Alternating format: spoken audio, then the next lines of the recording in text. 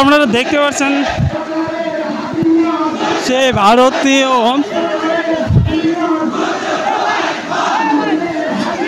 বৈষম্য বিরোধী কওমি ছাত্র ঐক্য পরিষদের সেই বিক্ষোভ মিছিলটি ক্রমান্বয়ে পল্টনের দিকে গেছে এবং এখানে তাদের স্লোগানটি মূল স্লোগানটি হচ্ছে বিশ্বনবীর অপমান মানবে না রে জনগণ।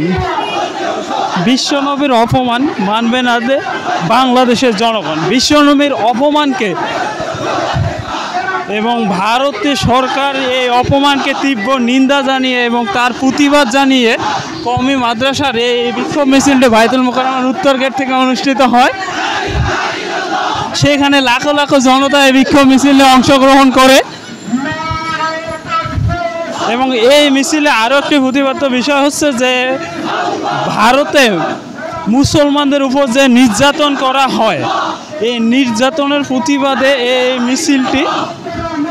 এবং এখানে আরও কিছু যোগ করা হয়েছে যে বাংলাদেশ সরকার যেন এই মোদি সরকারকে ধিক্কার জানায় এবং এই একটা ব্যবহারের যেন তীব্র নিন্দা জানায়, তার প্রতিবাদও এখানে উঠে এসেছে। এবং এই মিছিলে আরও কিছু তারা দাবি বা তাদের চাওয়া পেশ করেছে যেন বাংলাদেশ সহ সারা বিশ্বের মুসলমানদেরকে এইভাবে যেন কোনো অপমানসূচক কিছু না করা হয় এবং আমাদের বিশ্বনবী হযরত মুহাম্মদ সাল্লাল্লাহু আলাইহি সাল্লামকে এই অপমানসূচক ব্যাপারটার প্রতিবাদে সারা বিশ্ব তথা আপনারা দেখছেন ভারতেও কিন্তু এর প্রতিবাদ নিয়ে লং মার্চ একটি অনুষ্ঠিত হয়েছিল, মুসলমানরা লং মার্চ করেছিল।